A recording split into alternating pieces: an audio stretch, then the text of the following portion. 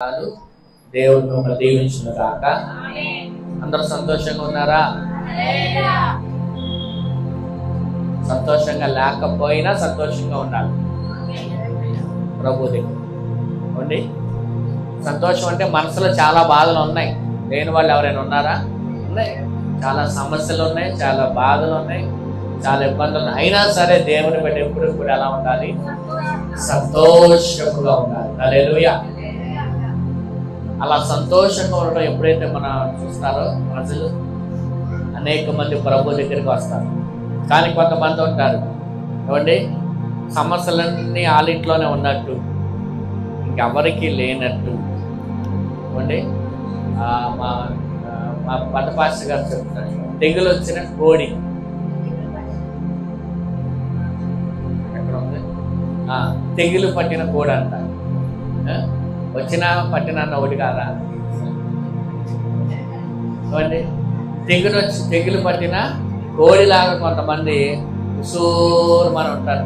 కోట్లన్నీ వాళ్ళకేదో అప్పుడే ఒక 10 కోట్లు పోయి నష్టం వచ్చి వాళ్ళు అక్కడ కూర్చున్నట్టుగా ఉంటారు. అలా కాదు. ఎలా ఉండాలంట? ప్రభు బిడ్డలు ఎప్పుడు కూడా సంతోషంగా ఆనందంగా ఉండాలి.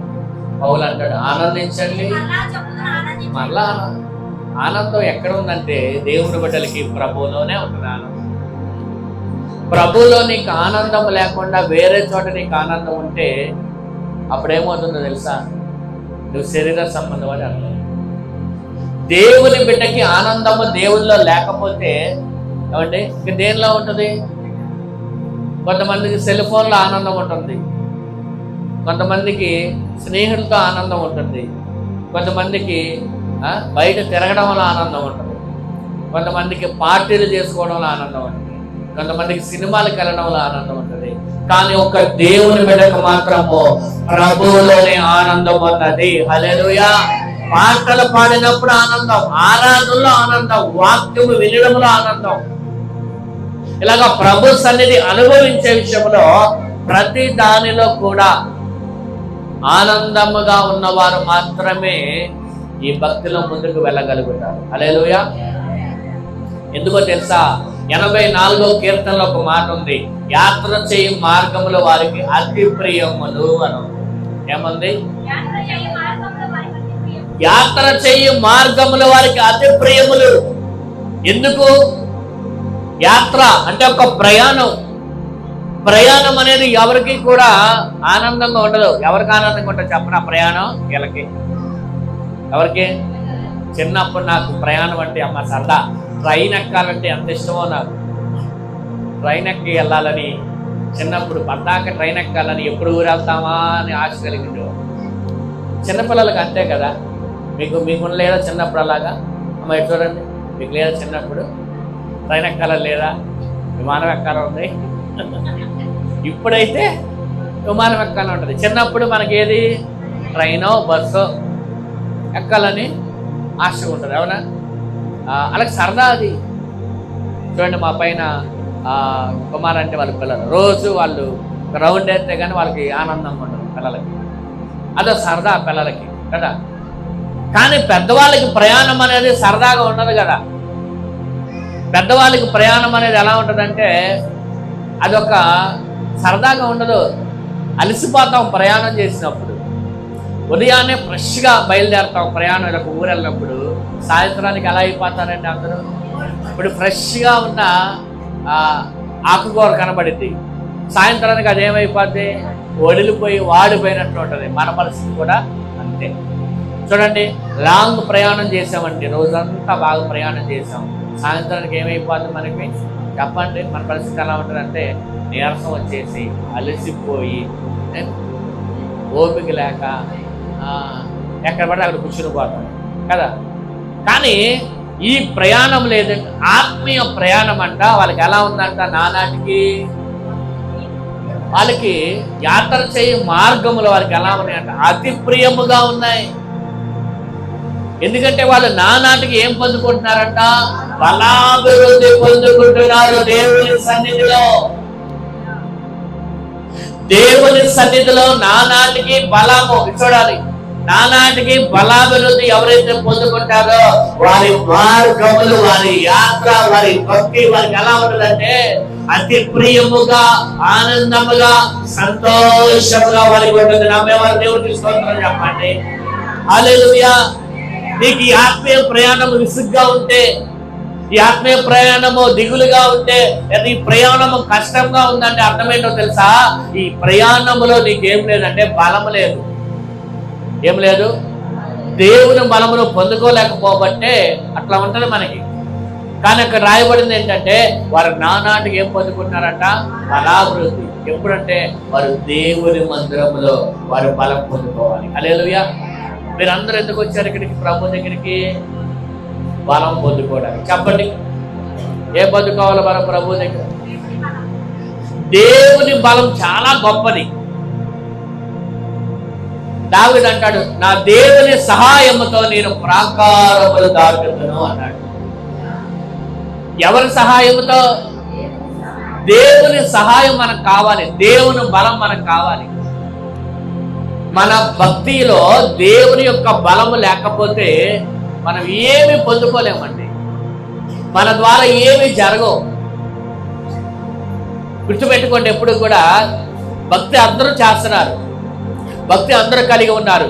కానీ ఒకటి గుర్తుపెట్టుకోండి, దేవుని బలము ఎవరికైతే ఉంటుందో వారి భక్తిలో, వారి జీవితాల్లో దేవుడి బలమైన కార్యాలు చేస్తాడు. దేవుడికి స్తోత్రం చెప్పండి. హల్లెలూయా. ఎంతో మంది భక్తి చేస్తున్నారండి, ఎంతో మంది భక్తులు అనబడే వారు ఉన్నారండి, ఎంతో మంది దేవుని దగ్గరకు వచ్చారండి. కానీ దేవుని బలం ఎవరు పొందుకుంటున్నారు?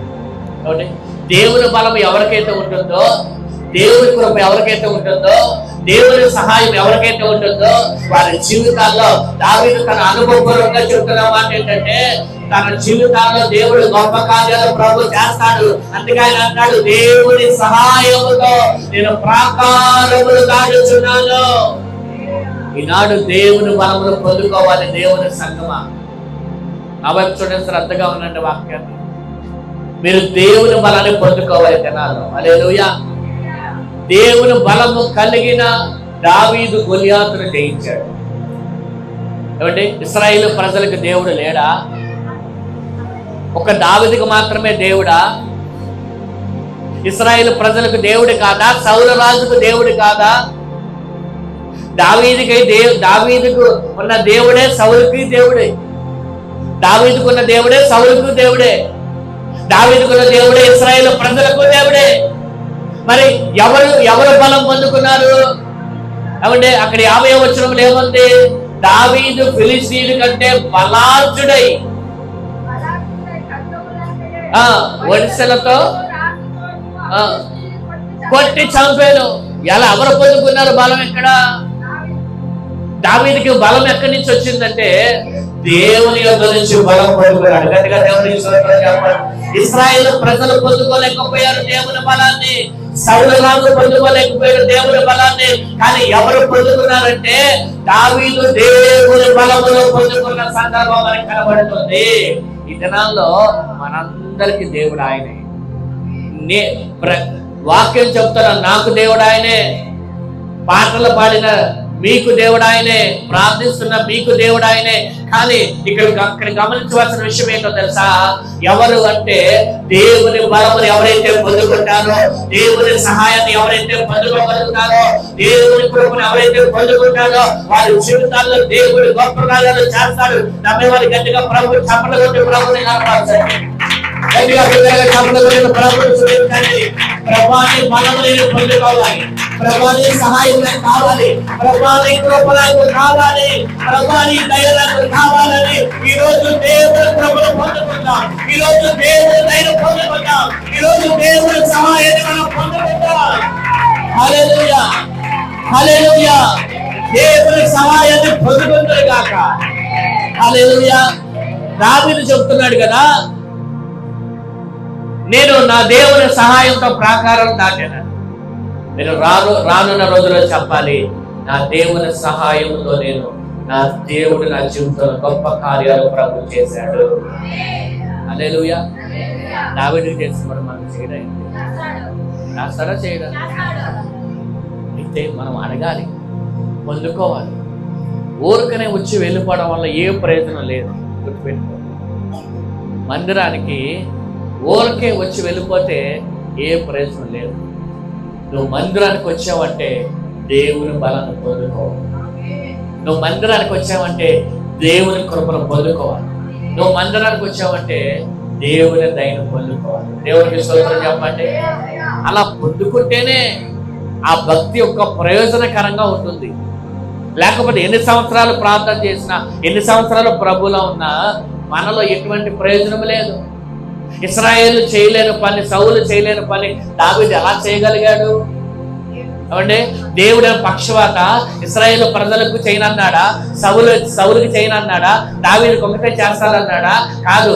దావీదు దేవుని ఆధారపడే విషయంలో కానీ, ఏమంటే దేవుని సహాయం పొందుకునే విషయంలో కానీ, ప్రతి విషయంలోనూ కూడా దావీదు దేవుని మీద ఆధారపడిన చెలుపుగా కనబడుతున్నాడు. కాబట్టి దేవుడు దావీదుకి సహాయం చేశాడు. గట్టిగా దేవుని స్తోత్రం చెప్పండి. హల్లెలూయా. ఈరోజు దేవుని సహాయాన్ని మనందరము పొందుకుందాము గాక. యేసు నామములో దేవుని బలం మీరు పొందుకుందరు గాక. నేను ప్రకటిస్తున్నాను, యేసు క్రీస్తు నామములో దేవుడు తన బలముతో మిమ్మల్ని నింపును గాక. రాబోయే కాలంలో ఆ బలముతో దేవుడు మీ కుటుంబాల్లో గొప్ప కార్యాలు ప్రభు చేయను గాక. ఆ బలము ద్వారా దావీదు వలె కొన్ని విజయములు మీ జీవితంలో ప్రభు చేయను గాక.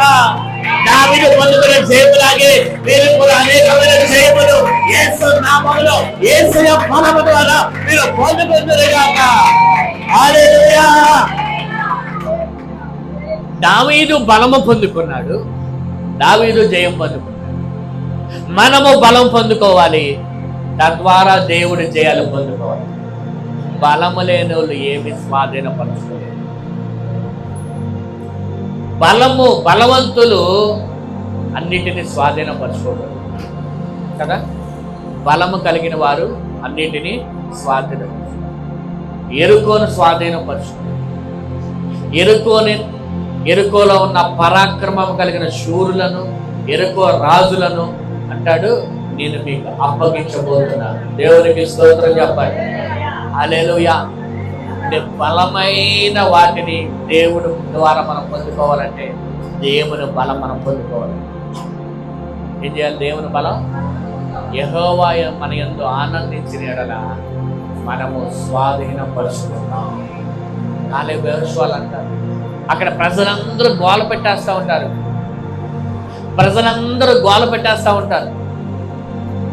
వాళ్ళేమో రాక్షసుల వలె ఉన్నారు. ఈ 10 మంది చెప్పిన సమాచారం విని అందరూ చూడండి, వాళ్ళేమో రాక్షసుల వలె ఉన్నారు, మనమే మిడతల్లాగా ఉన్నాం, మనం వెళ్తే వాళ్ళు మనల్ని చంపేస్తారు, కాబట్టి మనం వెళ్ళకూడదని 10 మంది చెప్పగానే ప్రజలందరూ కూడా కలవరపడిపోయి గందరగోళం అయిపోయి అందరూ కూడా ఏడ్చి అంటారు కదా, అయ్యో మమ్మల్ని ఎందుకు ఇక్కడ తీసుకొచ్చావు, మమ్మల్ని చంపడానికా అని చెప్పేసి ఆ 10 మందితో పాటు ఒక గుంపే బయలుదేరింది. అక్కడ మోషే అంటారు కదా, మమ్మల్ని ఎందుకు తీసుకొచ్చావు ఇక్కడికి, వాళ్ళ చేతిలో మమ్మల్ని చంపడానికా. ఇలాంటి వాళ్ళు ఈ దినాల్లో కూడా లేకపోలేదు. ఉన్న పరిస్థితులు బట్టి మేము నశించుకోవడానికా ప్రభా మమ్మల్ని పిలిచాము, మా ప్రార్థన ఆలకించట్లేదు, మేము ఎందుకు పరిస్థితులు ఎలా అయిపోతున్నామని దేవుని ప్రశ్నించేవారు కూడా ఇక్కడ లేకపోలేదు. అయితే ప్రభు అన్నాడు, ఒకే ఒక్క మాట చెప్తున్నాడు, ఐగుప్తు నుంచి మిమ్మల్ని విడిపించింది అక్కడ ఎవరి చేతిలో, అనాకీల చేతుల్లో మిమ్మల్ని నశింప చేయడానికి కాదు, కానీ శ్రేష్టమైన వాగ్దాన దేశములో మిమ్మల్ని నడిపించడానికి. ఏమండి, దేవుడు ఐగుప్తుల నుంచి విడిపించింది వాళ్ళ చేతిలో చచ్చిపోవడానిక. కానీ కొంతమందికి వారికి ఎదురయ్యే పరిస్థితులను బట్టి అలాంటి ఆలోచనలు కలుగుతూ ఉంటాయి. గుర్తుపెట్టుకోండి, దేవుడిని పిలిచింది నువ్వు నశించుకోవడానికి కాదు, దేవుడు నీ పక్షంగా చేసిన వాగ్దానములు నీ పక్షంగా నెరవేర్చడానికి. ప్రభు ఎప్పుడు మధ్యలో వదిలిపెట్టేవాడు కాదు. ఈ మాటలు గుర్తుపెట్టు. ఇశ్రాయేలు ప్రజలు 400 సంవత్సరాలు బానిసత్వంలో బ్రతికారు కదా, వాళ్ళ మొర పెట్టారు. వాళ్ళ మొర ఏంటి? అయ్యా ఈ శ్రమ నుంచి మమ్మల్ని విడిపించయ్యా, ఈ బాధ నుంచి మమ్మల్ని విడిపించయ్యా, ఈ కష్టాల నుంచి మమ్మల్ని విడిపించని ప్రార్థన చేశారు కదా, అవునా? కానీ దేవుడు ఏమనుకున్నాడు, వాళ్ళని అక్కడ సరే వీళ్ళు అడిగారు కదా, వీళ్ళు అడిగారు కదా, సరేలే వీళ్ళని ఈ ఐగుప్తుల బానిసత్వం నుంచి విడిపిస్తే సరిపోతుంది, చాలు కదా, వాళ్ళు అడిగింది అదే కదా, సరే చాలులే అనుకొని వదిలేశాడా? చెప్పండి. వాళ్ళకున్న బాధ ఏంటి? వాళ్ళు బాగా కష్టపడుతున్నారు, బాధిస్తున్నారు, బానిసలుగా చూస్తున్నారు. బానిస బ్రతుకులు మాకు విడుదల కావాలి, ఈ కష్టాల నుంచి మాకు విడుదల కావాలి, ఆ ఇబ్బందుల నుంచి మాకు విడుదల కావాలి అని వాళ్ళు ప్రభుకు మొరపెట్టారు. సరే, ప్రభు విన్నాడు. గుర్తుపెట్టుకోండి, ఎప్పుడు కూడా ప్రభుని కష్టాన్ని చూసే దేవుడు మన దేవుడు. హల్లెలూయా. ఇశ్రాయేలు మోషే అంటాడు, ఇశ్రాయేలు ప్రజల యొక్క బాధ నేను చూశాను. ఈరోజు నువ్వు పడే కష్టం, నువ్వు పడే బాధను కూడా ఆ దేవుడు యేసయ్య చూస్తూ ఉన్నాడు.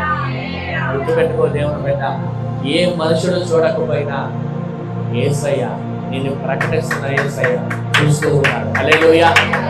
చూస్తున్న దేవుడు ఊరికే చూస్తూ ఉంటాడు కానీ, ఆయన ఏదో ఊరికే సినిమా చూసి ఊరుకోడు కానీ, ఆయన నిన్ను చూశాడు అంటే నీ పక్షముగా దేవుడు ఒక కార్యము తలపెట్టబోతున్నాడు, ఒక గొప్ప కార్యము చేయబోతున్నాడు, ఒక గొప్ప విడుదల ఇవ్వబోతున్నాడు, ఒక గొప్ప విడుదల దేవుడు మీ పక్షంగా ఇవ్వబోతున్నాడు. హల్లెలూయా. చూడండి, సరే విడిపించేస్తే అయిపోయిందిగా నా పని, వాళ్ళు అడిగింది నేను చేసేద్దాం అనుకొని వాళ్ళు విడిపించేసి వదిలేస్తే సరిపోయేదిగా. కానీ ప్రభు యొక్క ఆలోచన ఏంటో తెలుసా? ఆ బాధల నుంచి నేను విడిపించడం కాదు, వారి బాధల్లోంచి, వారి కష్టాల నుంచి వారు విడిపించడమే కాదు, వారిని విడిపించి, వారిని నడిపించి, వారు ఎక్కడికైతే క్షేమకరంగా ఉంటారో, ఏదైతే వారి గమ్యస్థానమో ఆ గమ్యస్థానము చేరే వరకు కూడా వారిని విడువని ఎడబాయని దేవుడిగా ఆయన వారితోనే ఉండి వారి క్షేమ వాగ్దాన దేశానికి నడిపించాడు. గట్టిగా దేవుడి స్తోత్రం చెప్పండి. హల్లెలూయా. నువ్వు అడిగింది ఒకటే కానీ దేవుడు నీ పక్షంగా చేయాలనుకున్నది అది కాదు, దానికి మించి ప్రభు చేయాలని ఆలోచన కలిగి ఉన్నాడు, ఆశ కలిగి ఉన్నాడు. నీ పక్షంగా దేవుడు యొక్క ప్రణాళికను కలిగి ఉన్నాడు. నమ్మితే దేవునికి స్తోత్రం చెప్పు. ఈరోజు వాళ్ళు అడిగింది బానిసత్వం నుంచి విడిపించి మాత్రమే, కానీ దేవుడు అనుకున్నాడు విడిపించడం కాదు, వారికి దీని తోడుగా ఉండి వారిని క్షేమముగా వాగ్దాన దేశానికి తీసుకువెళ్ళాలి. హల్లెలూయా. నువ్వు అడుగుతున్నావు ఈరోజు ఒక ప్రార్థన, నాకు ఈ విషయంలో జరగాలని, కానీ నీ పక్షంగా వాగ్దానం ఉంది కదా, ఆ వాగ్దానాన్ని దేవుడు నెరవేర్చాలని ఆశపడుతున్నాడు. హల్లెలూయా. ఎందుకంటే ఇశ్రాయేలు ప్రజలు అడిగింది ఏంటి? ఈ బానిసత్వం నుంచి మమ్మల్ని విడిపించు. కానీ ప్రభు ఏం ఆలోచన చేస్తున్నాడు? విడిపించడమే కాదు, నిన్ను వాగ్దాన దేశానికి కూడా నేను నడిపిస్తాను. హల్లెలూయా. ఈరోజు నువ్వు అడిగిన దానికంటే, ఊహించిన దానికంటే అత్యధికంగా చేయగలిగిన దేవుడు ఆయన. హల్లెలూయా. హల్లెలూయా. నువ్వు అడిగిన దానికంటే నేనేమనుకున్నాను తెలుసా? నాకు కొన్ని శ్రమలు వచ్చినాయి, వాటిలో నేను విడుదల పొందితే చాలా అనుకున్నాను. కానీ నా దేవుడు అంతకు మించి గొప్ప కార్యాలు నా పక్షంగా చేశాడు. హల్లెలూయా. ఈరోజు నేను ఎలా ఉంటానని అనుకోవాలని, ఈరోజు 23 దావీదు 23వ కీర్తన తీసారా? అందులో ఒక మాటను మనం చదువుకుందాం. 4వ మాట.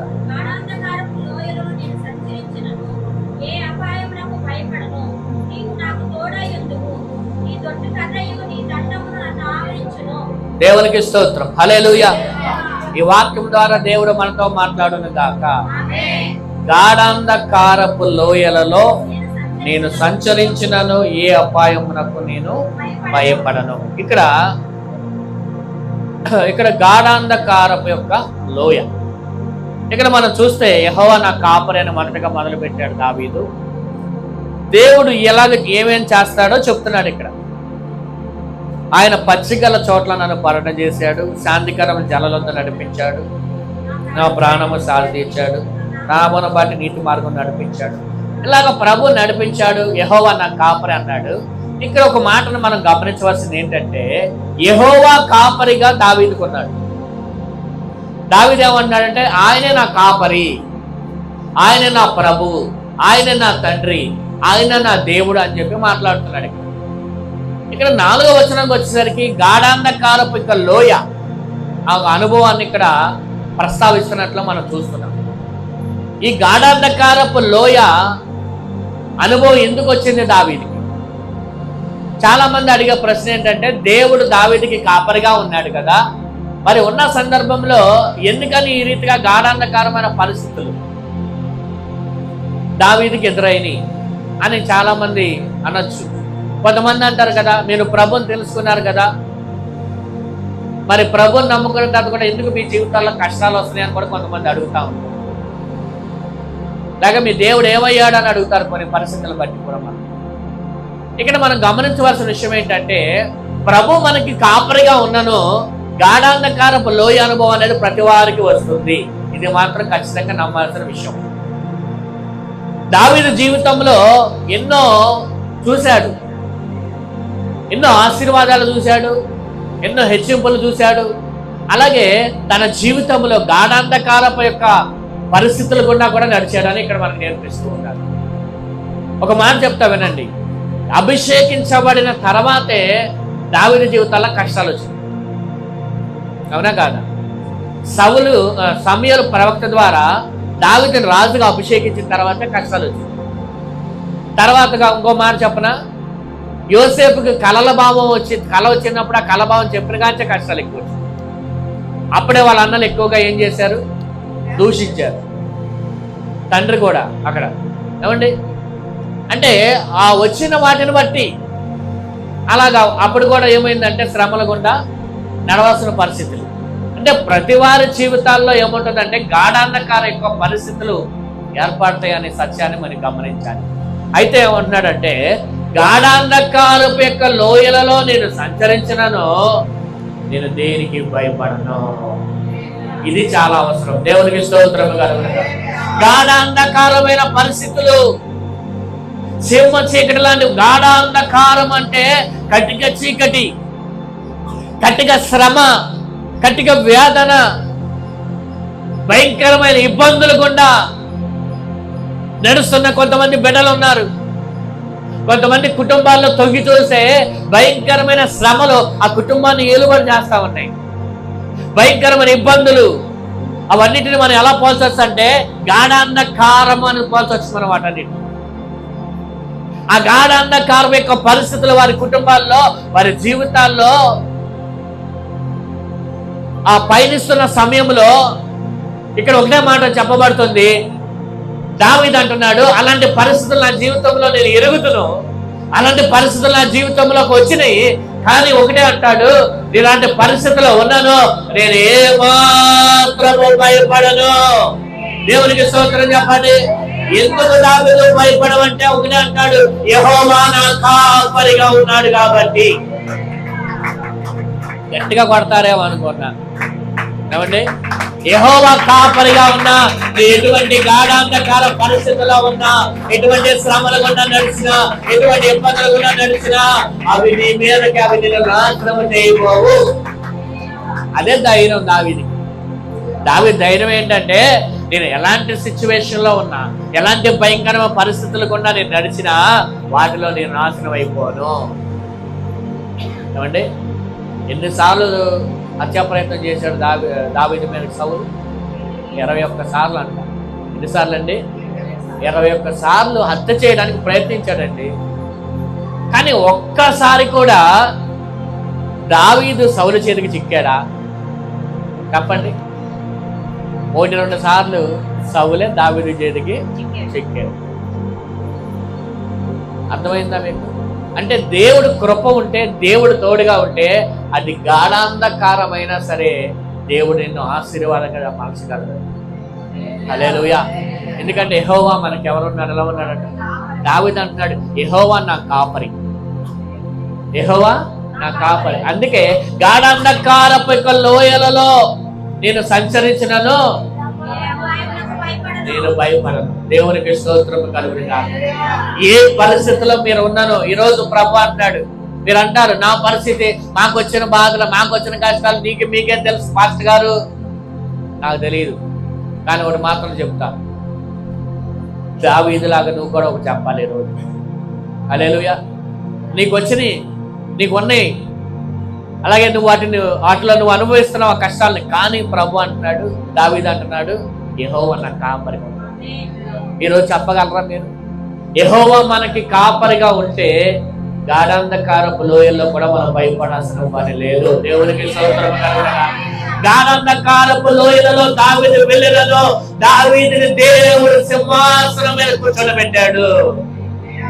హల్లెలూయా. చూడండి, గొర్రెలు కాసుకునే సమయంలో అభిషేకించబడ్డాడు. అభిషేకించబడిన కానీ తరం పడ్డాడు. తరంబడి తన అనుభవంలో చెప్తున్నాడు. ఎన్నో రాత్రులు నిద్రలేని రాత్రులు గడుపుకుంటాడు దావీదు. ఎన్నో సార్లు తిండి లేని పరిస్థితులు గడుపుకుంటాడు దావీదు. ఎన్నో సందర్భాల్లో భయంతో బ్రతికి ఉంటాడు దావీదు. కానీ అవన్నీ కూడా అలాగే దావీదుని అంటిపెట్టుకుని ఉండలే. శుభవార్త ఏంటంటే, ఒక రోజు దేవుడు దావీదుని ఎలా పెట్టాడంటే ఉన్నతమైన స్థలంలో పెట్టాడు. హల్లెలూయా, హల్లెలూయా. ఇప్పుడు నీకు వచ్చిన కష్టము, ఇప్పుడు నీకు వచ్చిన బాధ, ఇప్పుడు నీకు వచ్చిన దుఃఖము నీతో అంటే కాలము లేదా జీవిత కాలము అంటే పెట్టుకొని ఉండవు. కానీ ఒక రోజు వస్తుంది మీ కొరకు. హల్లెలూయా. యెహోవా ఏర్పాటు చేసిన దినము. హల్లెలూయా. నీ కొరకు యెహోవా ఏర్పాటు చేసిన దినం ఒకటి వస్తుంది. ఆ రోజున దేవుడు నిన్ను ఎక్కడ ఇస్తాడంటే ఉన్నత స్థలముల మీద దేవుడు నిన్ను గాక. లోయ అనుభవం నుంచి పర్వతపు అనుభవంలోకి దేవుడిని నడిపించిన గాక. ఈరోజు మనం నేర్చుకునే అంశం ఏంటంటే లోయ. ఏంటంటే అది గాఢాంధకారపు యొక్క లోయ. అంటే ఒక ఇబ్బందులకు యొక్క లోయ, లేదా శ్రమలనే లోయ, లేదా దుఃఖం అనే లోయ. ఇలా భయంకరమైన పరిస్థితులు అనే లోయలో ప్రయాణం చేస్తున్న దావీదుకి దేవుడు తోడుగా అండగా ఉంటాడు. హల్లెలూయా. కొన్ని లోయల గురించి ఈరోజు మనం నేర్చుకుంటాం వాక్యంలో. చూడండి, గాఢాంధకార లోయ గురించి మనకు తెలిసింది. ఏమండి, మనకి ఇలాంటి అనుభవం ప్రతి వారికి ఉంది. ఇక్కడ ఒకటే చెప్తున్నాను, ఈ వాక్య పిల్లలో ప్రభు మాట్లాడుతున్న మాట ఏంటంటే, అలాంటి లోయలలో సంచరించడానికి మీరు భయపడకండి, యెహోవా మీకు కాపరిగా ఉన్నాడు కాబట్టి. ఎందుకు భయపడకూడదు పాస్టర్ గారు అంటే, యెహోవా మీకు కాపరిగా ఉన్నాడు. చెప్పండి, ఎలా ఉన్నాడు అంటే మీ యోగక్షేమాలు ఎవరి చేతిలో ఉన్నాయి? ఏమంటే కాపరి బాధ్యత ఏంటో తెలుసా? ఆ గొర్రెలను క్షేమముగా చూసుకోవడం, వాటికి ప్రమాదం వస్తే కాపాడటం, అట్లాగే వాళ్ళకి శ్రేష్టమైన ఆహారం తినిపించడమే కాపరి యొక్క చెప్పండి లక్షణం. మంచి కాపరి ఏం చేస్తారంట? తన గొర్రెల కోసం ప్రాణం కూడా పెడతాడు. హల్లెలూయా. మన కోసం ప్రాణం పెట్టాడా లేదా యేసయ్య? చెప్పండి, యేసయ్య మన కోసం ప్రాణం పెట్టాడా లేదా? ప్రభు మన కోసం ప్రాణం పెట్టినది వాస్తవం అయితే నీ శ్రమలో దేవుడు ఆదుకుంటాడు అనేది కూడా వాస్తవం. నమ్మితే దేవుని స్తోత్రం చెప్పండి. మీ ఇబ్బందుల్లో దేవుడు ఆదుకుంటాడు అన్న మాట కూడా వాస్తవమే. మీ దుఃఖంలో ఆయన నీకు తోడుగా ఉంటాడు అనేది మాట వాస్తవమే. మీ ఇరుకుల్లో ఆయన మీకు తోడుగా ఉండి మీరు నడిపిస్తాడనే మాట కూడా వాస్తవం. ఎందుకంటే మనిషి కాదు ఆయన నీ చేయి విడిచిపెట్టడానికి. ఆయన అత్యంత ప్రేమమయుడైన దేవుడు. హల్లెలూయా.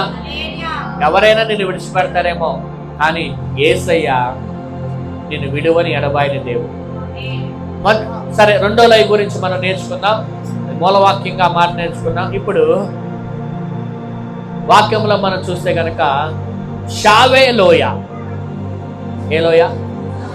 షావే లోయ అనే ఒక లోయ కనబడుతుంది. ఈ లోయలో జరిగిన సందర్భం ఏంటంటే, ఇచ్చట అబ్రహాము మెల్కీసెదెకును కలిసిన ఒక స్థలమే షావే లోయ. వాక్యంలో మనం చూద్దాం. ఆదికాండము 14వ అధ్యాయం 17 నుంచి 20 వచ్చిన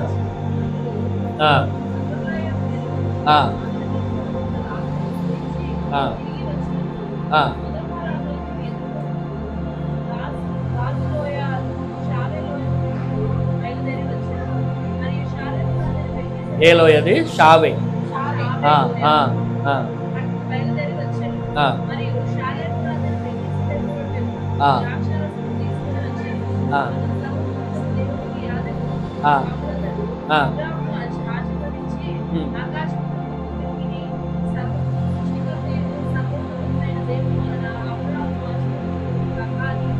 దేవునికి స్తోత్రం కలుగును గాక. ఇక్కడ జరిగిన సందర్భాన్ని మీరు గమనిస్తే షావే అనే లోయ, ఆ లోయ దగ్గర అబ్రహాము మెల్కీసెదెకును కలిసిన సందర్భం మనకి కనబడుతుంది. చూడండి, అక్కడ మనం ఇంకొక మాట మనం చూస్తే కదర్లాము మెరును అతనితో కూడా ఉన్న రాజును ఓడించి తిరిగి వచ్చినప్పుడు సొదొమ రాజు అతను ఎదుర్కొన్నటకు రాజు లోయ అను బయలుదేరి వచ్చారు. మరియు షాలేము రాజు అయిన మెల్కీసెదెకు రొట్టెను ద్రాక్ష రసము తీసుకొని వచ్చాడు. ఎక్కడికి వచ్చాడంట? షావే అన్న పేరుకి అక్కడ ఇంకో మాట ఉంది, రాజు లోయ. పైన ఏమని చూడండి, రాజు లోయ. ఏ లోయ? ఈ లోయ గురించి ఇంకో మాట కూడా మనకి బైబిల్లో ఉంది. ఏమిటంటే 2 సమూయేలు గ్రంథము 18:18. 2 సమూయేలు గ్రంథము 18:18.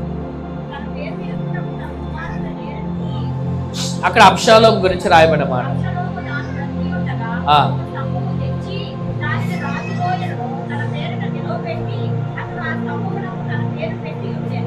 ఏం పేరు పెట్టాడంటే అబ్షాలోము అని పేరు పెట్టాడు. ఎవరు? అబ్షాలోము చనిపోక ముందు జరిగిన, బ్రతికి ఉండగా అబ్షాలోము చనిపోక ముందు జరిగిన సందర్భం అన్నమాట. ఎందుకంటే అబ్షాలోముకి ఎవరు లేరంట? ఎవరు లేరు చెప్పండి? కుమారులు ఎవరు లేకపోవడాన్ని బట్టి అబ్షాలోము తాను బ్రతికి ఉండగా ఒక స్తంభాన్ని తెచ్చి దానిని రాజు లోయలో తన పేరిట నిలవబెట్టి అతని స్తంభమునకు తన పేరు పెట్టి ఉండేను. నేటి వరకు అబ్షాలోము స్తంభం అని దానికి పేరు. హల్లెలూయా. చూడండి, ఆ రాజు లోయ, అదే షావే అనే లోయ. అయితే అక్కడ మనం జరిగిన సందర్భం మనం చూసాం కదా. ఇక్కడ మెల్కీసెదెకు అనగా షాలేము రాజు. ఎవరా షాలేము రాజు? షాలోమ్ అంటే అర్థం ఏంటి? సమాధానం కలుగునుగా. షాలేము రాజు అంటే ఎవరు అంటే మన ప్రభు అయిన యేసయ్య. అది మనకు కనబడుతుంది ఎబ్రీ పత్రికలో మనకు చదివితే. అయితే ఇక్కడ షావే అనే ఒక ప్రాంతంలో ప్రభువు అబ్రహామును కలిసిన స్థలము. షావే లోయ అనగా దేవునిని కలిసిన అబ్రహాము అని మనకు అర్థమైంది. గుర్తుపెట్టుకోండి, ప్రభువుని కలిసిన స్థలం, ప్రభువు అబ్రహామును కలిసిన స్థలముగా అక్కడ మనం చూడొచ్చు. ఎప్పుడు కూడా ప్రతి దేవుని బిడ్డ ప్రతిరోజు కూడా షావే అనుభవాన్ని కలిగి ఉందురుగాక. హల్లెలూయా. ప్రతిరోజు మనం అనేక మందిని కలుస్తూ ఉంటాం, ప్రతిరోజు అనేక మంది స్నేహితులను కలుస్తూ ఉంటాం, అలాగే కొత్త కొత్త వారిని మనం కలుస్తూ ఉంటాం. కానీ మనం చేయవలసిందల్లా ఏముండాలి మనలో అంటే షావే అనుభవాన్ని, ప్రతివారు లోయ అనుభవాన్ని కలిగి ఉండాలి. ఎందుకంటే ప్రతిరోజు కూడా దేవునిని మనం కలుసుకోవాలి. దేవుని స్తోత్రం చెప్పండి. ప్రతిరోజు ప్రభుతో నీకు సహవాసం ఉండాలి. ప్రతిరోజు చల్లపోట ఆదాము కొరకు దేవుడే పరలోకం నుంచి దిగి వచ్చాడు. ఇశ్రాయేలు ప్రజల కొరకు పరలోకం నుంచి దేవుడే దిగి వచ్చాడు వారి బాధను చూసి. ఇక్కడ మనం ఎక్కడికో వెళ్ళవసరంలా. గుర్తుపెట్టుకోండి, మనం ఎక్కడికో వెళ్ళవసరంలా, దేవుడే నీ దగ్గరికి దిగి వస్తాడు. నువ్వు దేవుడి కొరకు ఎదురు చూస్తే. ఈరోజు నాకు కొంచెం జలుబు రావట్ల మాట సరిగ్గా. ఏమండి, రాత్రి గుంటూరు వెళ్ళి బండి మీద వెళ్ళి వచ్చాను కదా. రాత్రి దేవుని కృప వల్ల పోయిన వారంలో 2 చోట్ల దేవుడు బయటికి పంపించాడు. ఒకటి కృష్ణలంకలో మాకు బైబిల్ కాలేజీలో మాకు థియాలజీ సార్, వేదాంత శాస్త్రం నేర్పిన ఒక మాస్టారు, ఆయన పిలిచాడు. 2 కూడా 7 రోజుల ఉపవాస ప్రార్థనలోనే దేవుడు తీసుకెళ్ళాడు. అది 7 రోజుల ఉపవాస ప్రార్థనే. రాత్రి ఏమో నాతో పాటు బైబిల్ కాలేజ్ చదివిన ఒక వ్యక్తి, ఇద్దరం బాగా ఇష్టంగా ఉండేవాళ్ళం, ప్రేమ్ పేరు. అతనికి గుంటూరులో 2 సంఘాలు ఉన్నాయి. రాత్రి ఒక సంఘానికి రమ్మని ఆహ్వానించారు. మరి రాత్రి కదా, మరి వచ్చేటప్పుడు 10ంటికి బయలుదేరా. నేను అక్కడ 10:15 బాగా జలుబు చేసేసింది. బండి మీద వచ్చేసరికి కొంచెం మీరు ప్రార్థన చేయండి, దేవుడు అలా నన్ను బయట వాడుకోవాలి. దేవుని స్తోత్రం చెప్పండి. హల్లెలూయా. షావే అనుభవం ప్రతి వారికి ఉంటుంది కాక మనం ప్రతిరోజు కూడా దేవునితో ఒక అనుబంధం అనేది, ఒక సహవాసం అనేది మనకి ఎప్పుడైతే ఉంటుందో, ఎప్పుడైతే అనుభవం మనకు వస్తుందో ప్రతి విషయంలోనూ దేవుడి కాపుదల మనకు ఉంటుంది, ప్రతి విషయంలో దేవుని యొక్క ఆశీర్వాదం మనకు ఉంటుంది. హల్లెలూయా. ప్రతి సమయంలో దేవుని కృప మనకు తోడుగా ఉంటుంది. చూడండి, ప్రతి వారు కూడా మనం ఎలా ఉండాలంటే ఒక షావే అనుభవం మనకు కావాలి. ఇక్కడ మనం గమనించినట్లయితే ఇంకో మాటను మనం గమనిస్తే కనుక చూడండి, ఇక్కడ ఒక మాటను మనం గమనిస్తే అబ్రహాము అక్కడ మనం లోతుని పట్టుకున్న సందర్భంలో అబ్రహాము తన ఇంట పుట్టిన 318 మందిని వెంటబెట్టుకొని వెళ్ళి అక్కడ శత్రువులను తరిమి వాళ్ళని జయించి తన తమ్ముడిని కాపాడుకొని తిరిగి వచ్చిన సందర్భంలో మెల్కీసెదెకు అనగా షాలేము రాజు అబ్రహాముని కలిశారు. దేవుడికి స్తోత్రం కలుగును కాదు. దేవుడు ఎప్పుడు మనల్ని కలుస్తాడు? ఎవరిని దేవుడు కలుస్తాడు? ఇక్కడ గమనించాలి మాటని. జయించిన సందర్భంలో, ఎప్పుడండి? అబ్రహాము జయించిన సందర్భంలో, అబ్రహాము జయించిన సందర్భంలో ప్రభు యేసు ప్రభు వారు అబ్రహాముని కలిశారు. అర్థమైందా? అంటే ప్రభు మనతో కలిసి ఉండాలి, ప్రభు మన దగ్గరికి రావాలి, ప్రభుని మనం కలుసుకోవాలంటే ప్రతి విషయంలోనూ కూడా జయం అనేది మనకు కావాలి. ఏం కావాలి? మనము ఎప్పుడైతే జయం పొందిన వారుగా ఉంటామో అప్పుడే ప్రభు మనతో కలుస్తాడు. ప్రకటన గ్రంథంలో ఒక మాట ఉంది, జయించిన వాణిని నా సింహాసనం మీద కూర్చొని పెట్టుకుంటాను అన్నాడు ప్రభు. హల్లెలూయా. అంటే జయించే అనుభవం మనకు ఉండాలి. ఈరోజు వచ్చిన శోధనలు నువ్వు జయించగలగాలి. నీకు వచ్చిన ఆ శ్రమలను నువ్వేం చేయాలి? జయించగలగాలి. హల్లెలూయా. చాలా మంది శోధనలు వస్తున్నాయి, శ్రమలు వస్తున్నాయి అని కృంగిపోతా ఉన్నారు. కానీ దేవుడు ఏం చెప్తున్నాడంటే, నీకు ఎదురయ్యే ఆ శోధన, దానిలో నిలబడాలి, దాన్ని జయించాలి. హల్లెలూయా. అప్పుడే ప్రభు అంటాడు, నేను తన కూర్చున్న సింహాసనం మీద నేను కూర్చొని పెట్టుకుంటాడు. హల్లెలూయా. కానీ మనం శోధనలు జయించే విషయంలో ఏమండి కృంగిపోతా ఉన్నాం, అలాగే దిగులు పడతా ఉంటాం, కలవర చెందుతా ఉంటాం. అందుకే ప్రభు అంటాడు, నువ్వు జయించిన వ్యక్తివైతే, జయించడం అంటే చాలా జయించాలి. మనం నీ శరీరాన్ని నువ్వు జయించాలి, ఈ లోక ఆశలను నువ్వు జయించాలి, నీకు వచ్చిన శ్రమలను నువ్వు జయించాలి, సాతాను కూడా నువ్వు జయించాలి. ఎందుకంటే జయించకపోతే నీకేమి దేవుడు నిన్ను కలుసుకునే విధానం ఉండదు.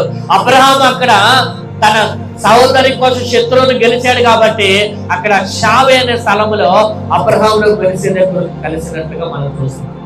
అనగా మనము జయించే వ్యక్తులు అయితే కనుక ప్రభు నీతో కలిసి ఉంటాడు. నువ్వు పాపాన్ని జయించలేకపోతే, ఏమండి, నువ్వు పాపాన్ని జయించలేకపోతే, సాతాను జయించలేకపోతే, లోకాన్ని జయించలేకపోతే, చూడండి చాలా మంది ప్రభు లోకంలో పిలిచినప్పటికీ కూడా, ఏమండి, పిలిచినప్పటికీ కూడా ఆ లోకాన్ని జయించలేకపోతా ఉంటారు. ఇంకా వారిలో ఏమన్నాయి అంటే లోక ఆశలు, లోక కోరికలు, లోక సంబంధంగా బ్రతకాలనే ఆశలు ఉంటావు. అలా ఉన్న వాళ్ళతో ప్రభు ఎలా కలుస్తాడు? వారికి షావే లోయ అనుభవం ఎలా దొరుకుతుంది? దేవుడు నీ దగ్గరికి రాకపోతే, దేవుడు నీతో కలవకపోతే, దేవుని సన్నిధి నీ దగ్గరికి రాకపోతే నీ జీవితంలో సమస్యలు ఎలా పరిష్కరించబడతాయి? దేవుడు ఎలాగ నీ పక్షంగా కార్యాలు చేస్తాడు చెప్పండి? ఎన్ని శ్రమలు నీకున్నా, ఎన్ని ఇబ్బందులు నీకున్నా, లోకాన్ని నువ్వు జయించకపోతే, ఆ లోక ఆశలు నీలో తీసుకోకపోతే షావే అని అనుభవం నీకు రాదు అన్నటికీ కూడా. అందుకే ప్రభు అన్నాడు, నీలో ఉన్న లోక సంబంధమైన వాటిని, వ్యర్థమైన వాటిని నీ మనసులో తీసేసుకో. ఈ రోజు దేవుడి యొక్క కృప నీకు దొరుకుతుంది. హల్లెలూయా. ఏం దొరుకుతుందంట? దేవుని యొక్క సన్నిధి, దేవుని యొక్క కృప నీకు దేవుడు అనుగ్రహించును గాక. ఏం కావాలి నీకు చెప్పండి? ఏమండి, ఏం చేయాలి? మనము జయించాలి. నీలో ఉన్న లోకాన్ని నువ్వు జయించాలి, అలాగే నీ శరీరాన్ని నువ్వు జయించాలి. చాలా మంది శరీరాన్ని జయించలేకపోతున్నారు. నిద్ర, తిండి, సుఖాలు, చెప్పండి, శరీరం ఏం కోరుకుంటుందండి? చెప్పండి, శరీరం ఏం కోరుకుంటుంది? సుఖాన్ని కోరుకుంటుంది, తిండిని కోరుకుంటుంది, ఇంకోటి నిద్ర. ఏమండి, ఉదయకాలంలో ప్రార్థనకి లెగలేరు కొంతమంది. మరి ఉదయకాలం చేయకపోతే మరి నైట్ అయినా చేస్తారంటే నైట్ చేయరు, మరి మధ్యాహ్నం చేస్తారంటే మధ్యాహ్నం తినేసి పడుకుని పోతారు. ఏమండి, నిద్రను ఏం చేయలేకపోతున్నారు కొంతమంది, జయించలేకపోతున్నారు. అందుకే అంటాడు ప్రభు, పేతురు మెలకువగా ఉండి కొంచెం ప్రార్థన చేయ్యా, శోధనలో పడకుండా నిమిత్తము మెలకువ కలిగి ఏం చేయాలి? ప్రార్థన చేయాలి. ఎందుకంటే శోధన కాలం రాబోతుంది, శ్రమలు రాబోతున్నాయి. సాతాను మిమ్మల్ని కొంతమందిని మీలో ఏం చేస్తానన్నాడు? జల్లెడ పడతా ఉన్నాడు. కాబట్టి మెలకువ కలిగి ప్రార్థన చేయకపోతే ఆ శోధనలో నువ్వు నిలబడలేవయ్యా అంటే అలాగే చెప్తారులే ప్రభు. ఏమండి, పాస్టర్ గారు అలాగే చెప్తారులే. ఎప్పుడైతే మాటను సీరియస్గా తీసుకొని ప్రార్థన చేస్తారో, నిద్ర చేయిస్తారో, మీ జీవితాల్లో గొప్ప కార్యాలు ప్రభు చేయనుగా. నమ్మేవారు దేవుని స్తోత్రం చెప్పండి. ప్రభు మీ జీవితాల్లో కార్యములు చేయాలన్నా, వచ్చిన వాటిని మీరు ఎదుర్కోగలగాలన్నా మీరు నిద్రను జయించాలి. అలాగే వారానికి ఒక రోజైనా ఉపవాసం ఉండాలి. ఏముండాలండి? వారానికి ఒక రోజైనా ఉపవాసం ఉండాలి. ఉపవాసం ఉండడం వల్ల ఏమైంది? జరగని వాటిని కూడా మనం పొందుకుంటాం. ఉపవాసం ద్వారా మన శరీరాన్ని ఉపవాసం ద్వారానే ఈ శరీరం మన మాట వినిద్ది. అలాగే మొండి సమస్యలు ఏమైనా ఉంటే ఉపవాసం ద్వారా దేవుడి కార్యాలు చేస్తారు. హల్లెలూయా. చూడండి, శరీరం సుఖం కోరుకుంటుంది, కష్టపడనే ఉంది శరీరం. ఏమండి, కాబట్టి మనం ఆలోచన చేయండి, శరీర ఆశలు మనం జయించడము గాక, లోకాశలు మనం జయించడము గాక. వాళ్ళలాగా బ్రతకాలి, వీళ్ళలా బ్రతకాలి ఆలోచనలు వద్దు. దేవుడు నేను ఎలా దీవిస్తాను వాళ్ళ బ్రతుకు. హల్లెలూయా. నువ్వు ఏ స్థితిలో పిలవబడ్డావో ఆ స్థితిలో నువ్వు సంతోషంగా ఉండడం, బ్రతకడం నేర్చుకోవాలండి. అర్థమైందండి? ఏ స్థితిలో దేవుడు నిన్ను పిలిచాడో ఆ స్థితిలోనే. ఇప్పుడు పౌలు వాడుకున్నట్లుగా పేతురుని దేవుడు వాడుకోవాలా, పేతురుని దేవుడు వాడుకున్నట్లుగా మిగతా వాళ్ళని దేవుడు వాడుకోవాలా? మరి వాళ్ళని చూసి మనం బాధపడితే, దేవుడు నీకు ఎలాంటి కృప ఇచ్చాడో, దేవుడు ఎలాంటి పాత్రగా నేను వాడుకోవాలనుకున్నాడో నువ్వు అలాగే వాడబడతావు దేవుల్లో. నిన్ను ఎలాగే దేవుడు దీవించాలనుకున్నాడో అలాగే నువ్వు దీవించబడతావు దేవుల్లో. హల్లెలూయా. ఒకటి మాత్రం నిజం, దేవుడు మాత్రం చేయి విడిచిపెట్టడు. హల్లెలూయా. మన చెయ్యి అన్నట్టుగా ఆయన విడిచిపెట్టాడు. కానీ నీకు ఇచ్చే కృపను బట్టి దేవుడు నిన్ను వాడుకుంటాడు. దేవుడు నీకు ఇచ్చే కృపను బట్టి దేవుడు నిన్ను దీవిస్తాడు. దానిని బట్టి మనం సంతోషపడాలి. హల్లెలూయా. అన్నలు ఉద్యోగంలో ఉన్నారు, నేనేం గొర్రెలు కాసుకున్నాను, దావీదు ఎక్కడ బాధపడినట్టు లేదు ఉందండి, లేదు. కానీ ఒకటి మాత్రం తెలుసు, దేవుని ఆరాధించే వారిని దేవుడు గొప్పగా ఆశీర్వదిస్తారని దావీదు తెలుసు. హల్లెలూయా. అలాగే దేవుని సన్నిధిలో మనము ఉంటే, దేవుడు నమ్మకంగా ఉంటే ఒక రోజున దేవుడు మనల్ని కూడా దీవించును గాక. చూడండి, షావే లోయ అక్కడ మనం చూసాం. అక్కడ ప్రభువు అబ్రహామును కలిసిన ఒక స్థలంగా ఉంది. ఎందుకు కలిశాడు అంటే కనుక జయించాడు కాబట్టి అబ్రహామును అక్కడ యేసయ్య కలుస్తున్నట్టుగా మనం చూసాం. అంటే నువ్వు జయించే వ్యక్తి అయితే ప్రభు నిన్ను కలుసును గాక. ఒక షావే అనుభవం ప్రతి వారు కలిగి ఉంటురు గాక. రెండవదిగా మనం చూద్దాం. రెండవదిగా గెరారు లోయ.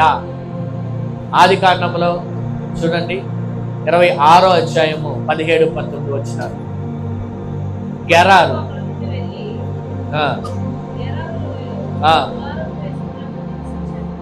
ఎక్కడ నివసించాడంట? గెరారు లోయ.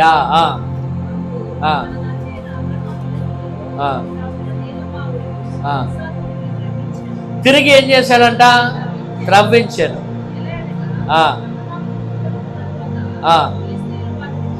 అబ్రహాము చనిపోయిన తర్వాత ఫిలిస్తీన్లు ఏం చేశారు? దేవునికి స్తోత్రం చెప్పండి. గెరారు ప్రాంతంలోనే దేవుడు ఇస్సాకుని ఉండమన్నాడు. 26 మొదటి వచనంలోంచి మనం తర్వాత చదువుకుంటే అర్థమవుతుంది. కరువు వచ్చినప్పుడు దేవుడు ఇస్సాకుని ఎక్కడ ఉండమన్నాడండి? గెరారు ప్రాంతంలో. ఇస్సాకేమో ఐగుప్తు వెళ్దామని ఆలోచన కలిగి ఉన్నాడు. అలాంటి సమయంలో దేవుడు మాట్లాడతాడు ఇస్సాకుతో, అయ్యా నువ్వు ఐగుప్తు వెళ్ళక నేను చెప్పిన చోట నువ్వు ఉండు. ఈ దేశంలోనే నువ్వు ఎలా ఉండాలి? పరాయి వాడిగా, పరవాసిగా ఉండు అంటాడు. ఎలా ఉండమంటాడండి? పరవాసిగా ఉండు అంటాడు. అది గెరారు ప్రాంతం. ఏమండి, ఆ గెరారు యొక్క లోయ దగ్గరకు వచ్చి నివసిస్తాడు. అక్కడ చూస్తే చాలా ఫైటింగ్ జరిగింది. అక్కడ రాజుగారితో, ఫిలిస్తీన్ల రాజు ఉంటాడు అక్కడ, అమ్మేవేలర్. అక్కడ కొన్ని సందర్భాలు జరుగుతాయి. తర్వాత నువ్వు ఇక్కడ వస్తే వద్దు, మా దగ్గర నుంచి వెళ్ళిపో అని చెప్పేసి వాళ్ళ గెరారులోంచి పంపించాలి, వెళ్ళిపోమంటాడు రాజుగారు. నువ్వు మాకంటే బలవంతుడివి, నువ్వు మా దగ్గర ఉంటే మేము ఎక్కడ దీవించబడతాం, నువ్వు వెళ్ళిపో మా దగ్గర నుంచి అంటే పాపం ఇస్సాకు అక్కడి నుంచి వెళ్ళిపోయి గెరారు లోయ దగ్గరికి వస్తాడు. హల్లెలూయా. చూడండి, ఈ గెరారు లోయలో జరిగింది ఏంటంటే, తండ్రి తవ్విన బావులను ఫిలిస్తీన్లు మూసివేయగా ఇస్సాకు వాటిని తెరిపించాడు. దేవునికి స్తోత్రము కలుగును గాక. గెరారు లోయ అనగా అర్థం ఏంటంటే, ఇక్కడ మనం నేర్చుకోవాల్సిన సత్యం ఏంటంటే, సాతాను లేదా శత్రువులు మూయబడిన బావులను ఇస్సాకు దేవుని ద్వారా తెరిపించాడు. దేవునికి స్తోత్రము కలుగును. మూయబడిన బావులు తెరవబడిన ప్రదేశమే గెరారు లోయ. హల్లెలూయా. గట్టిగా దేవుని స్తోత్రం చెప్పండి. మీకు ఆశీర్వాదం రాకుండా మీరు ఎక్కడికి వెళ్తే అక్కడ ఆ పరిస్థితులు కొన్ని చోట్ల మూయబడుతున్న వేళ, కొన్ని సందర్భాల్లో మీరు ఎక్కడికి వెళ్తే అక్కడ మూయబడుతున్నాయి ద్వారములు. ఎక్కడికి వెళ్ళినా ప్రతికూలతే, ఏం చేద్దామన్న ప్రతికూలతే, ఎక్కడ చూసినా ఏమైందంటే మూయబడిన పరిస్థితులుగా కనబడుతుంది కదా. సాతాను ఏం చేస్తాడంటే, మీకు రావాల్సింది రాకుండా కొన్ని చోట్ల వాడికి చూసేస్తాడు. ఏమండి, మీరు వెళ్ళకోకుండా, ఇశ్రాయేలు ప్రజలు వెళ్ళకోకుండా ఎరుకో గట్టిగా ద్వారములు మూసారంట వాళ్ళు. హల్లెలూయా.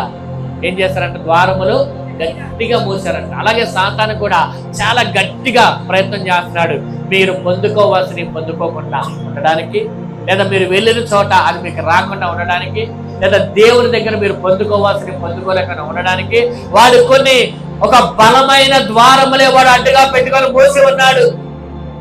చూడండి, అబ్రాహాము తెరిపించిన వాటిని తన కుమారుడికి అందకుండా, దేవుడి ద్వారా వచ్చే ఆశీర్వాదాలు మీకు అందకుండా అవి ఏమైంది అంట చెప్పండి, పూడ్చివేసేశారు పూర్తిగా, వాటిని మూసివేసేశారు పూర్తిగా. కానీ ఈ రోజు ప్రభు మాట్లాడుతున్నాడు, ఏదైతే నీకు మూయబడిందో, ఏదైతే నీకు ఆటంకంగా ఉందో అది యేసయ్య తెరవబోతున్నాడు. నమ్మేవారు దేవునికి స్తోత్రం చెప్పాలి. ఈరోజు హల్లెలూయా. మీ జీవితాల్లో ఏదైతే మీకు రావాల్సింది మూయబడినవో నా యేసయ్య దానిని గెరారు లోయ ద్వారా తెరవబోతున్నాడు. హల్లెలూయా. గట్టిగా చప్పట్లు కొట్టు ప్రభువును స్తుతిద్దాం ఈ సమయంలో. గొప్ప దేవుడు కలిగి ఉన్న మనము, ఆ గొప్ప దేవుడు నీకు ఆటంకంగా నీకు మూయబడి ఉన్న వాడిని నా యేసయ్య తెరవబోతున్నాడు. నీకు ఎక్కడికి వెళ్ళిన ప్రతికూలత, ఆ ప్రతికూలత దేవుడు తెరవబోతున్నాడు.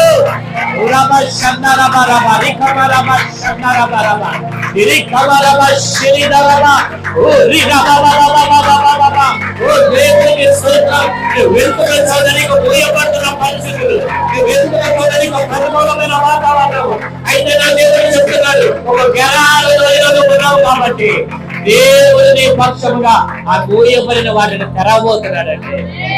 హల్లెలూయా. గట్టిగా మూసుకున్నారంట వాళ్ళు. ఎలా మూసుకున్నారంటే అప్పుడు దేవుడు మాట్లాడుతున్నాడు. ఏమన్నాడు తెలుసా?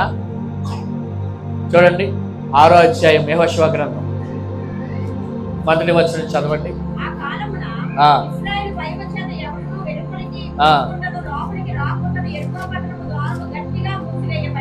ఎలా మూయబడి అండి? మీకు కూడా అలాగే నా వైపు చూడండి, కొన్ని దారులు గట్టిగా మూయబండి, కొన్ని పరిస్థితులు గట్టిగా మూయబండి. సాతాను ఎంత గట్టిగా మూసాడంటే ఆడు ఎంత గట్టిగా మూయాలనుకున్నాడో అంత గట్టిగా మూసాడు వాడిని. ఇక్కడ కూడా అదే చేశాడు. వాళ్ళు ఎంత గట్టిగా వాళ్ళు మూసుకోవాలనుకున్నారో వాళ్ళు రాకుండా ఉండడానికి అంత గట్టిగానే మూసుకున్నారు. కానీ అక్కడ జరిగింది ఏంటంటే, అప్పుడు యెహోషువతో అంటున్నాడు. ఈరోజు దేవుడు మీతో మాట్లాడుతున్నాడు.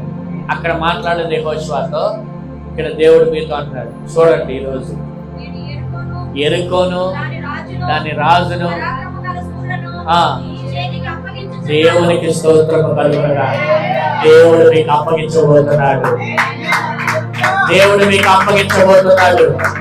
ఏదైతే మూయబడినవో అది దేవుడు మీకు అప్పగించబోతున్నాడు. ఏవైతే రావాలనుకుంటున్నాడో దేవుడు మీకు అప్పగించబోతున్నాడు. ఎక్కడైతే మూయబడి అక్కడైనా దేవుడు మాట్లాడుతూ ఉన్నాడు. ఆ మూయబడిన వేళ దేవుడు మాట్లాడుతూ ఉన్నాడు. మూయబడి కదా నీ జీవితంలో గట్టిగా అవి నా యేసయ్య దానిని నీకు కొన్నిటిని అప్పగించబోతున్నాడు. కొన్నిటిని మీరు స్వాధీనపరచుకోబోతున్నారు. కొన్నిటిని మీరు దాటలేకున్నారు. కొన్ని పరిస్థితులు దేవుడు ఆ పరిస్థితులు దాటేలాగా చేయబోతున్నాడు. వారు దాటడానికి ఏం అడ్డుగా ఉన్నాయి? అక్కడ ఎరుక గోడలు అడ్డుగా ఉన్నాయి. కానీ దేవుడు అంటున్నాడు, ఆ గోడలను ఎదుట అడ్డుగా పెట్టేట్టుగా సాతాను వెళ్లకుండా ఆ గోడలను నేను కూలుస్తా. హల్లెలూయా. మన వల్ల కాదు అవి కూల్చడం. ఎందుకంటే అవి బలమైన గోడలు, భయంకరమైన గోడలు, అవి భయంకరమైన పరిస్థితులు, అవి భయంకరమైన ఆటంకాలు. ముందుకు వెళ్ళడానికి లేదు. ఎట్లా వెళ్ళాలి? ఎట్లా మన వల్ల ఇద్ది? వాళ్ళు అన్నారు ఎట్లా మా వల్ల ఇద్ది దాటడం. కానీ ప్రభు అన్నాడు, ఒకటే చెప్పాడు, నీ వల్ల కాదు కానీ నేను చేస్తా. హల్లెలూయా. మీ పక్షంగా ఉన్న నేను చేస్తా. హల్లెలూయా. దాని చుట్టూ మీరు స్తుతించండి. చుట్టూ తిరిగి నేను మీ పక్షంగా గొప్ప కార్యం చేస్తా. చూడండి, దాటలేని వాటిని కూడా మరి ఏం చేశారంటే దాటగలిగారు. హల్లెలూయా. ఏమంటే మూయబడిని కూడా వాళ్ళు ఏం చేశారు? స్వాధీనపరుచుకున్నారు. హల్లెలూయా. చూడండి, మూయబడినవి అప్పగించేశారు దేవుడు. ఏదైతే మూయబడినాయో అవి అప్పగించారు. గెరారు లోయ అంటే ఏంటో తెలుసా? మూయబడినవి దేవుడు తెరవబోతున్నాడు. మూయబడినవి దేవుడు అప్పగించబోతున్నాడు. మూయబడినవి నా దేవుడు స్వాధీనపరచబోతున్నాడు. ఈ రోజు ఏదైతే మూయబడిన స్థితిలో ఉన్నావో, ఏ మూయబడిన పరిస్థితులు నీకున్నాయో, ఏవి ఆటంకంగా నీకున్నాయో అవన్నీ కూడా రానున్న రోజుల్లో దేవుడు నిన్ను గొప్పగా అవి నీకు ఇవ్వబోతున్నాడు. నమ్మేవారు దేవుని స్తోత్రం చెప్తారు. ఎందుకంటే గెరారు లోయ అనుభవాలు. హల్లెలూయా. అన్ని వాళ్ళ తండ్రి ఏదైతే తెరిచాడో బావులు అవన్నీ మూసారంట వాళ్ళు, శత్రువులు, ఫిలిష్తీయులు. కానీ మరలా యేసయ్య ఇస్సాకు ద్వారా వాటిని తెరిపించాడు. నీ ద్వారానే మూయబడినవి తెరుచును గాక. మీ ద్వారానే మూయబడినవి తెరుచును గాక. మీ కుటుంబాలు ఏ పరిస్థితులు మీకు మూయబడినాయో అవన్నీ యేసయ్య తెరవబోతున్నాడు. గట్టిగా నమ్మేవారు. హల్లెలూయా. గట్టిగా యేసయ్య తెరుచును గాక. హల్లెలూయా. మూడవదిగా మనం నేర్చుకుందాం. మూడవదిగా ఎష్కోతు లోయ. మూడవదిగా ఎష్కోతు లోయ. ఈ ఎష్కోతు లోయ ఎక్కడ ఉందంటే సంఖ్యాకాండము 13వ అధ్యాయము 23, 24 వచనాలు మనం చూస్తే మనకు అక్కడ ఉంటుంది. ఎష్కోతు లోయ.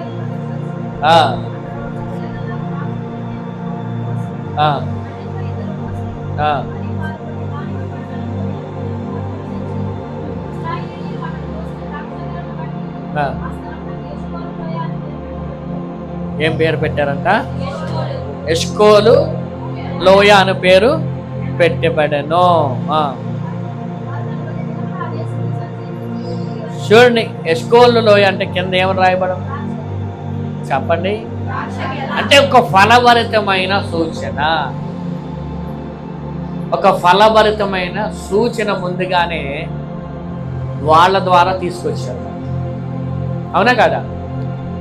వాగ్దాన దేశము స్వతంత్రించుకునే ముందు మోషే లేదా యెహోషువ మోషే కాదు, యెహోషువ ఈ 12 మందిలో శ్రేష్టమైన వారిని, ముఖ్యమైన వారిని 12 మందిని వాళ్ళలోంచి తీసి సిద్ధపరిచి ఈ 12 మందిని కూడా దేవుడు మనకిచ్చే వాగ్దాన దేశాన్ని స్వతంత్రించుకునే ముందు మీరు వెళ్ళి ఏం చేయాలి చెప్పండి? చూసి రండి అని చెప్పి పంపించాడు ఈ 12 మందిని. ఈ 12 మంది వెళ్ళి మొత్తం ఆ ప్రాంతం అంతా తిరిగి అక్కడ ఆ పరిస్థితులు ఎలా ఉన్నాయి, ఆ దేశంలో పంట ఎలా ఉంది, ఆ దేశంలో మనుషులు ఎలా ఉన్నారు అన్నీ కూడా వాళ్ళు కనుక్కొని ఒక రిపోర్ట్ తీసుకొచ్చారు.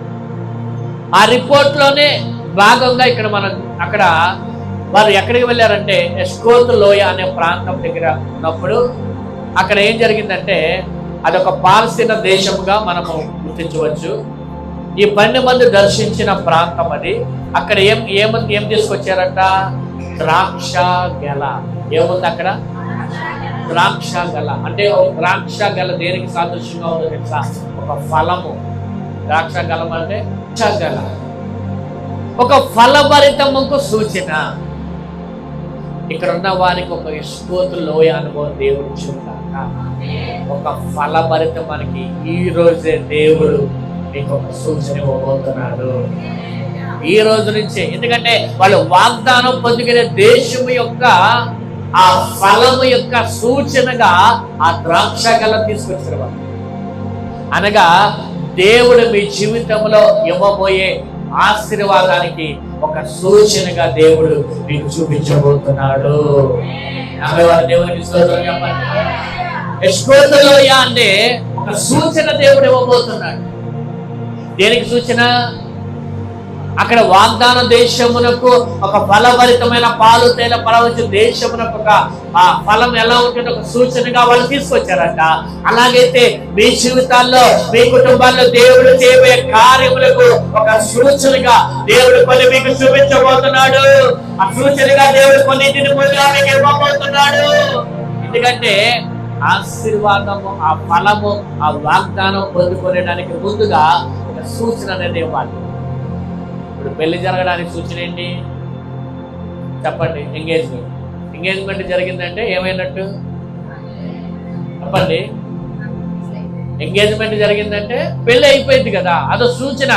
పెళ్లికి సూచన ముందుగా ఎంగేజ్మెంట్. అట్లాగే ఇక్కడ ఒక చూడండి, నీకు ఒక ఆశీర్వాదం, ఒక ఫలభరితమైన ఒక జీవితంగా నీ జీవితం ఉండడానికి ఒక సూచనగా ముందు దేవుడు ఒక కార్యాన్ని ప్రభు చేయబోతున్నాడు.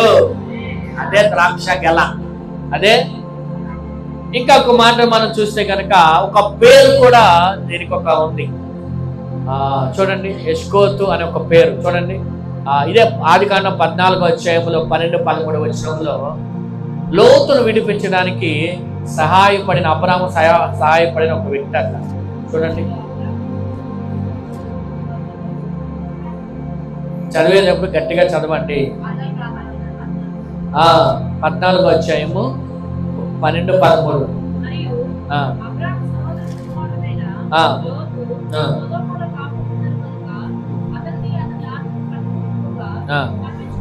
తప్పించుకొని నేను ఒకడు వచ్చి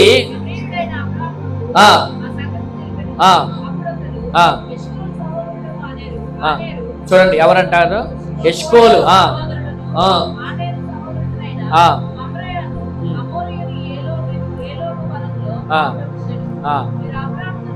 వీరెవరంట? వీరు అబ్రహాముతో నిబంధన చేసుకున్న వాళ్ళే వచ్చి ఇలాగా లోతు మీ తమ్ముడు చెరపట్టబడ్డాడు, శత్రువులు ఎత్తుకెళ్ళిపోయారని చెప్పింది ఎవరో? ఎష్కోలు. ఎవరండి? ఎష్కోలే. ఎష్కోలు ఏం చేశారంటే లోతుని విడిపించడానికి సహాయపడిన ఒక వ్యక్తి. హల్లెలూయా. సహాయం చేసిన ఒక వ్యక్తిగా ఇక్కడ మనకు కనబడుతున్నారు. రెండవదిగా అబ్రహాముతో నిబంధన చేశారు. ఈ రెండు విషయాలు చాలా ప్రాముఖ్యం. ఒకటి సహాయము, రెండు నిబంధన. చూడండి, మనకి దేవుడు ఏమవ్వాలి? సహాయకుడిగా ఉండదు గాక. అందుకే దావీదు ఏమన్నాడు? నా దేవుడి సహాయంతో నేను ఆకారాలు దాటను. అబ్రహాము ఏమంటాడు? దేవుడితో నేను ఒక నిబంధన చేసుకున్నాను. మనం కూడా దేవుడితో ఒక నిబంధన మనం చేసుకున్నాము గాక. మన దేవుడితో ద్వారా మన సహాయము పొందుకుందాము గాక. చూడండి, కీర్తన గ్రంథములో ఆ మాట చదువుకుందాం. ఈరోజు మేము అదే చదువు. కీర్తన గ్రంథము 18 చదవండి. 18:26 కాదు, చదవండి. నీ సహాయము వలన నేను సైన్యమును జయించుదును, నా దేవుని సహాయము వలన నేను ప్రాకారమును దాటుదును. దేవుని స్తోత్రం. దేవుని సహాయం ద్వారా మనము గొప్ప కార్యాలు ప్రభు పక్షంగా చేయలేము కాక. దేవుని సహాయం వలన మన కుటుంబాల్లో దేవుడు గొప్ప కార్యం జరిగించును కాక. చూడండి, 3 లోయల గురించి మనం నేర్చుకున్నాం. ఒక లోయ షాలేము లోయ, రాజు యొక్క లోయ, అంటే దేవుడు ఉండే స్థలం. దేవుడు ఎప్పుడు మనల్ని కలుస్తాడు అంటే జయించిన అనుభవంలో మనం ఉండాలి. రెండవదిగా గెరారు అనగా మూయబడిన వాటిని తెరవబడుట. హల్లెలూయా. ఈ రోజుల్లో మీకు మీ జీవితాలు ఏదైతే మూయబడినవో నా యేసయ్య వాటిని తెరచును గాక. మూడవదిగా ఎష్కోతులోయ అనగా ద్రాక్షగల ఫలభరితమైన స్థలము. మీ జీవితాన్ని కూడా దేవుడు ఫలభరితంగా దేవుడు మార్చును గాక. వాక్యము దేవుడు దీవించును గాక.